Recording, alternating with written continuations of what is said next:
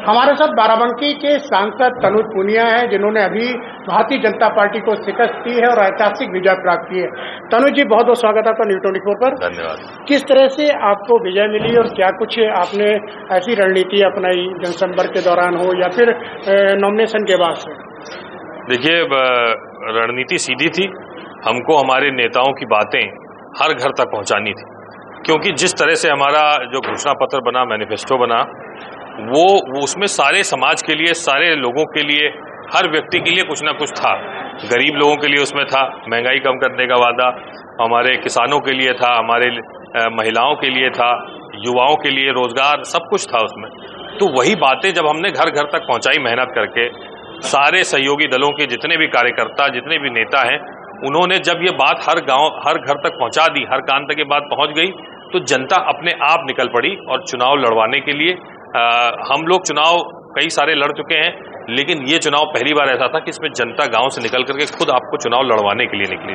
तो ये जनता ने चुनाव लड़ा है उत्तर प्रदेश की, और आपने रिजल्ट देखा ही उत्तर प्रदेश में कितना। क्या आपका मानना धर्म की राजनीति को नकार कर पीडीए का जो फार्मूला था एनडीए गठबंधन का, बिल्कुल उसको पूरी तरह से एक्सेप्ट किया? बिल्कुल सही कहा आपने। जात धर्म के जितने भी मुद्दे थे वो सारे इस बार फेल होते नजर आए। हमारे नेता राहुल गांधी जी ने सबसे ज्यादा वंचित और शोषित वर्ग 73% की बात की, और उसी वर्ग की बात हमारे अखिलेश यादव जी, राष्ट्रीय अध्यक्ष समाजवादी पार्टी, ने भी वही बात कही पीडीए के माध्यम से, कहने के माध्यम से। तो दोनों ने बात एक ही कही, जो सबसे गरीब और दबा कुचला वर्ग है उसके लिए हम संघर्ष करेंगे, उसके लिए हम लड़ाई लड़ेंगे, उसको सुविधाओं से दूर नहीं होने देंगे, उसके हक की लड़ाई भी लड़ी जाएगी। तो ये सारी बातें जब जनता तक पहुंची तो सारी जनता निकल करके आई है, उन्होंने ही चुनाव लड़वाया। तो ये जो हक की बात है ये बहुत जरूरी है, इसीलिए संविधान का भी महत्वपूर्ण था यहाँ पे, क्योंकि संविधान भी हक की बात करता है, मौलिक अधिकारों की बात करता है। तो वो भी बहुत महत्वपूर्ण था, विशेष रूप से जिस तरह से संविधान के ऊपर हमारे जो सत्ता में बैठे हैं आज, उन्होंने हमला करना शुरू किया।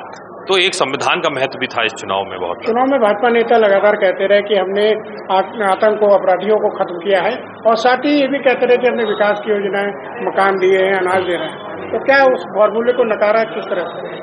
देखिए, आवास तो पहले भी मिल रहे थे, नाम दूसरा था योजना का। इस बार अब इधर जो है योजना का नाम बदल करके अपनी योजना बना ली इन्होंने।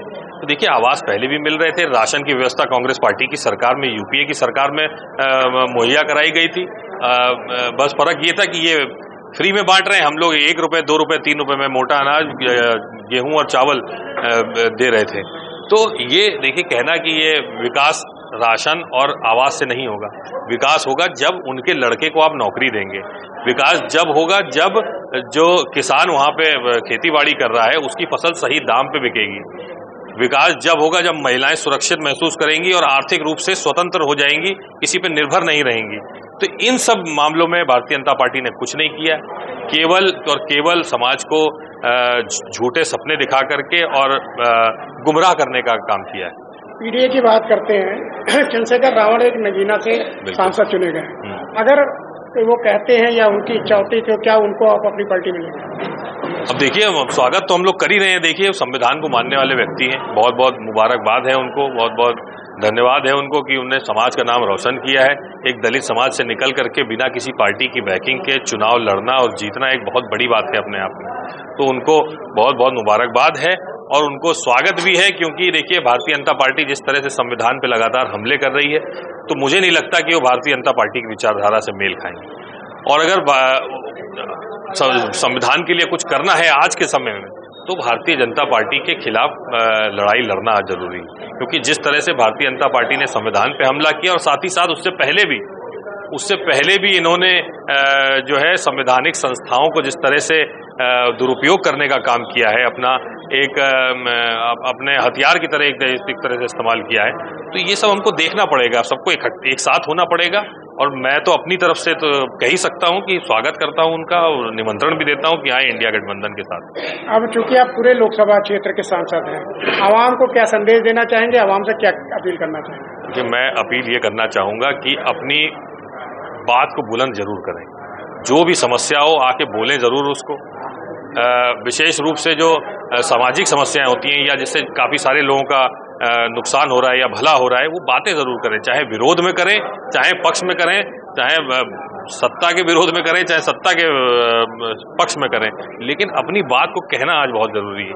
आज हम लोग नकार जा रहे, छोड़ो हमारे कहने से क्या होता है, लेकिन हर एक व्यक्ति अगर ऐसे सोचने लगेगा तो कोई कहता ही नहीं है। आज यही इसी की बात की कमी हो गई है। तो मेरा पूरे क्षेत्रवासियों से निवेदन है कि अपनी बात को बोले ज़रूर, हर मुद्दे पे अपने विचार जरूर रखें, चाहे वो विरोध में हो चाहे वो पक्ष में हो।